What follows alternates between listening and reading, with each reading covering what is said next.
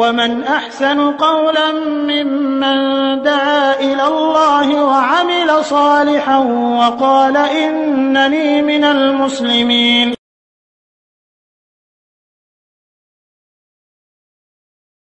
আসসালামু আলাইকুম রহমতুল্লাহ বারাকাতু। একবার প্রশ্ন করেছেন যে তার পিতা মারা গেছেন, এখন কি করলে তার পিতা ফায়দা পাবেন, সন্তান হিসেবে তিনি কি করতে পারেন।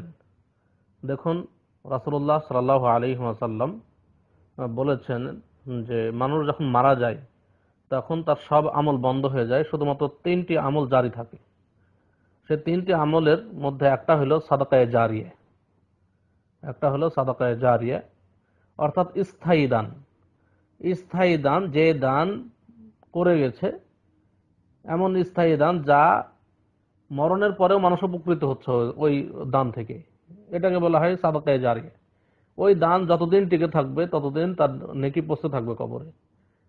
উদাহরণস্বরূপ বলতে পারে, একটা মসজিদ কেউ যদি বানিয়ে দিল বা মসজিদ বানানোর জন্য টাকা খরচ দিল, সে দান করলো, ওই মসজিদে যতদিন মানুষ সালাত আদায় করবে তার মরণের পরেও তার এই নেকি তার কবরে পৌঁছতে থাকবে, তার আমল নামায় লেখা হবে। এটাকে হলো সাদাকায়ে জারিয়া। 2 নাম্বার হচ্ছে বলছে আও ইলমিন ইউনতাফাউ বিহি, অর্থাৎ এমন ইলম সে রেখে গেছে, কোনো ইলম যদি সে রেখে যায় যা তার মৃত্যুর পরেও ওই ইলম থেকে মানুষ উপকৃত হচ্ছে, তাহলে ওই নেকি তার কবরে পৌঁছতে থাকবে, তার আমল নামে লেখা হবে। যেমন কেউ যদি কিতাব লিখে যায়, একটা কিতাব লিখে গেছে, বই লিখে গেছে কোরআন হাদিসের, তার মরণের পরে ওই বই পড়ে মানুষ হেদায়েত হচ্ছে, অতএব এই নেকি তার আমল নামে লেখা হতে থাকবে। আর একটা হইল সুসন্তান, সে যদি সৎ সন্তান রেখে যায় আর সেই সন্তান যদি তার জন্য দোয়া করে, তাহলে সেই নেকি তার আমল নামে লেখা হবে।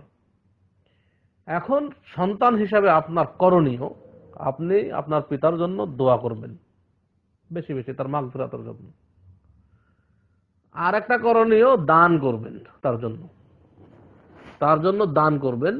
বিশেষ করে স্থায়ী দানগুলো করার চেষ্টা করবেন, মসজিদে দান করবেন, এতিমখানায় দান করবেন, ফকির মিসকিনকে যারা খেতে পাচ্ছে না দান করবেন। এই দান করবেন, তাহলে নেকিগুলো পৌঁছতে থাকবে।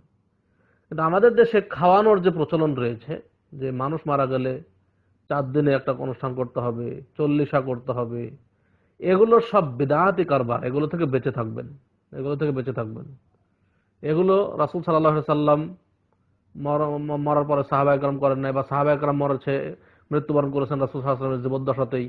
রাসূল সাল্লাল্লাহু আলাইহি ওয়াসাল্লাম কখনো কোনো সাহাবায়ে কেরামের মৃত্যুর পরে ধরনের 40 করেন নাই, খাওয়ার অনুষ্ঠান করেন নাই, সাহাবায়ে কেরাম করেন নাই, তাবেঈনে ইজম করেন নাই। এগুলো সব বিদআতি প্রথা। এগুলো কিছু নামধারী আলেম, যারা কিছু নামধারী, যাদেরকে হুজুর বলে আপনারা করেন, তারাই নিজেদের পেট পকেট ঠিক রাখার জন্য এগুলো জারি রেখেছে। নিজেদের পেট এবং পকেট ঠিক রাখার জন্য এগুলো জারি রেখেছে। এগুলো ইসলামের সাথে এগুলো কোনো সম্পর্ক নেই। এই জন্য এ থেকে আমরা বেঁচে থাকবেন, এমনি স্থায়ী দান করার চেষ্টা করবেন। খাওয়াতে বলতে, ফকির মিসকিন যদি কাউকে এমনিতে খাওয়াতে চান খাওয়াতে পারেন, কিন্তু 40 বা এগুলো করবেন না কখনোই। আপনি যদি মন চায় যে একটা গরিব মিসকিনকে আপনি 2-5 জন খাওয়াবেন, আপনি সেটা খাওয়াতে পারেন গরিব মিসকিনকে। কিন্তু আমাদের দেশে অনুষ্ঠান করা হয় আর ধনী গরিব সবাই এসে খায়, এগুলো সব বিদআতি কারবার। এগুলো থেকে বেঁচে থাকবেন। আর মৃত ব্যক্তির জন্য খাওয়া দিলে সেই খাওয়া যারা যাকাত খাওয়ার হকদার নয় তারা খেতে পারবে না। যারা যাকাত খাওয়ার হকদার তারাই খেতে পারবে, সাদাকা খাওয়ার হকদার তারাই খেতে পারবে। অতএব এগুলো অনুষ্ঠান থেকে বেঁচে থাকবেন। আশা করি উত্তর পেয়েছেন। আসসালামু আলাইকুম রহমতুল্লাহি ওয়া বারাকাতুহু।